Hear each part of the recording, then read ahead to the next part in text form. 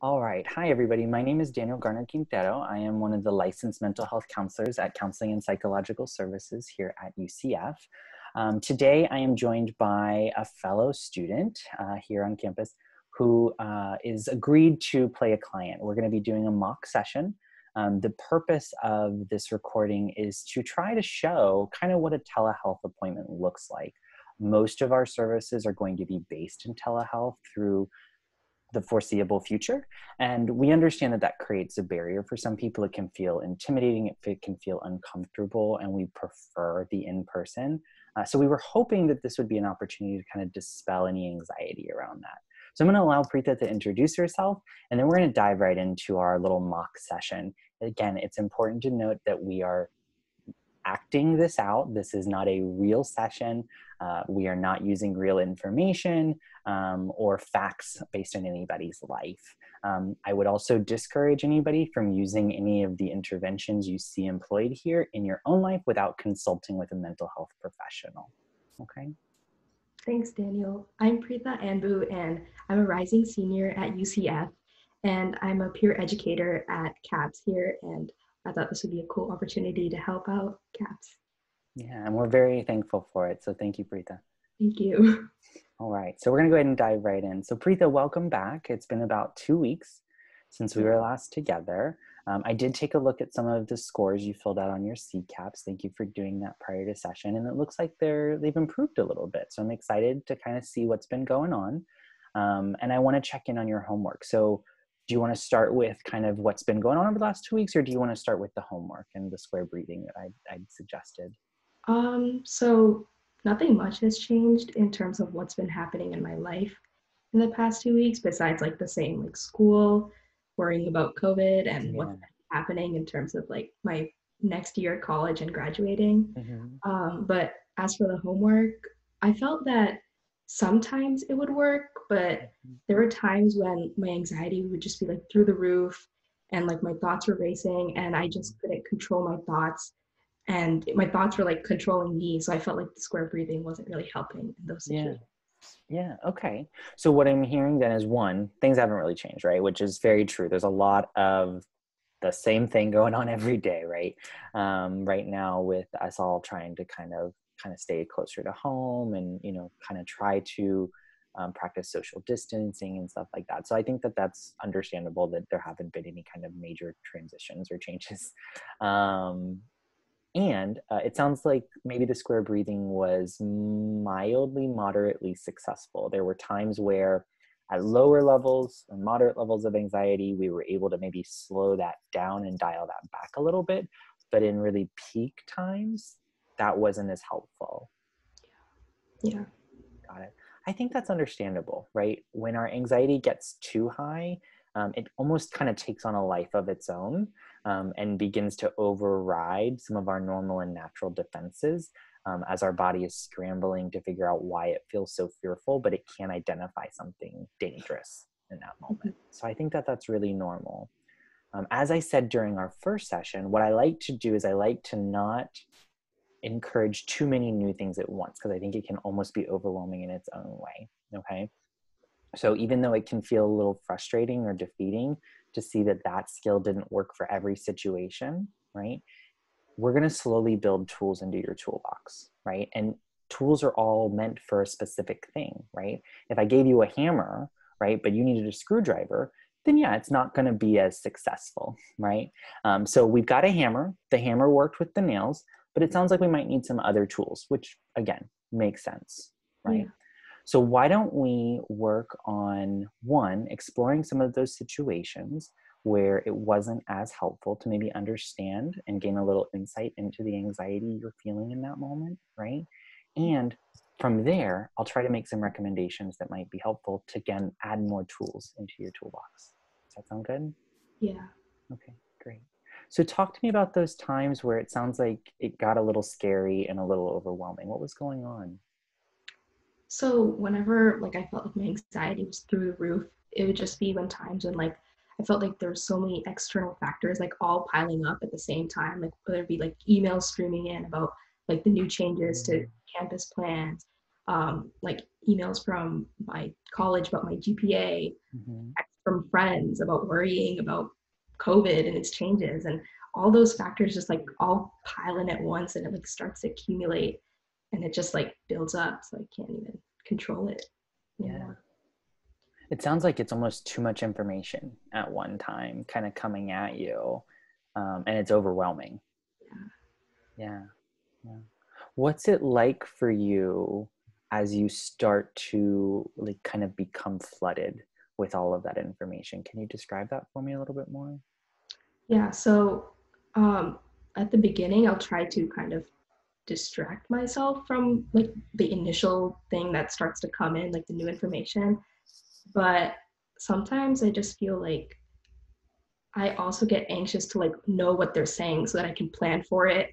And then so I like be tempted to like check whatever all the media, like all social media, all emails, everything, just because I want to make sure that I can plan for it. But then in turn, like I just feel like my heart's also like racing, my thoughts are keep racing with everything that's new that's coming in. So I feel like um I'm giving in to it Yeah. almost, but I can't help it. Okay. Yeah. It almost sounds like it's a little defeating. And I want to normalize that for you, right? Not the defeating part. Though I think that's probably normal too when we find that we're struggling with something.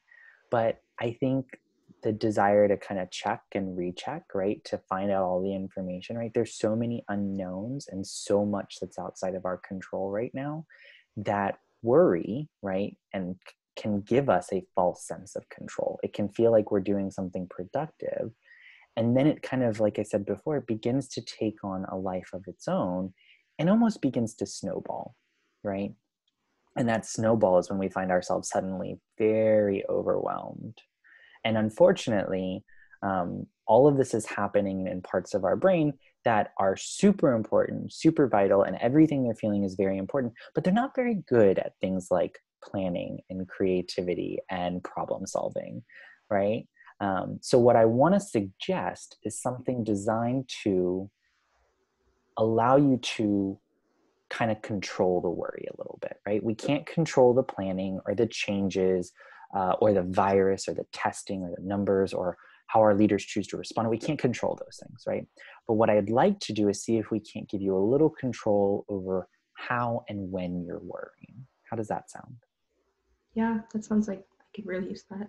Okay, yeah. Again, I think what you're feeling is really normal and natural. So I don't feel like we need to say like, bad Preeta, you're not allowed to feel that. I'd rather just give you some tools so that you can have a little bit more say about when and how it's happening. Okay. So what I'm going to suggest, and I will, at the end of our session today, I'll actually share with you a file through OneDrive so that you have kind of these written instructions and you don't have to remember everything I'm saying. Though if you want to take notes, that's a good idea. Um, but what I'm going to suggest is a skill called worry appointments. Okay. Worry appointments kind of operate with the assumption that we can't control how we feel. I cannot control the worry. I cannot control the anxiety, right? All of that's happening in the kind of the deep, dark recesses of my mind, right? And what's happened is my brain has detected something that's scary or something that's making me feel out of control. And its response to that is to try to reestablish some sense of safety, right? And because it's not able to do that, it just kind of spins up, right? Again, all normal, all very natural. So worry appointments say, okay, that's going to happen. So I can't stop that. But maybe, just maybe, I can control when and how I do that, right? And so what I'm going to encourage you to do, right, is to schedule appointments twice a day, usually between 5 to 10 minutes, where you're going to go into a private space. Don't do this in a public area. You're going to feel extra weird, okay? But go into a private space, typically your bedroom or your bathroom or something like that, right? Stand in front of the mirror because I want you to see yourself, okay? And out loud, speak those worries, speak that anxiety, okay? And I want you to do that until that timer that you're going to set, that 5 to 10 minutes, goes off. And if you run out before the timer goes off, go back and start again, right? And keep worrying about those things until that timer has subsided. Okay, what do you think of this idea? I'm seeing some like confusion on your face right now. Yeah, I'm trying to picture myself talking to myself in front of a mirror, and honestly, it sounds pretty weird. Mhm. And I feel like I might be like more vulnerable because I'm like, talking to myself. Yeah. It's kind of weird. Yeah. Honestly, it is weird, right? And as therapists, there's oftentimes things we're recommending are a little on the odd side. So maybe if I explain a little bit why this works and is so effective, it'll help.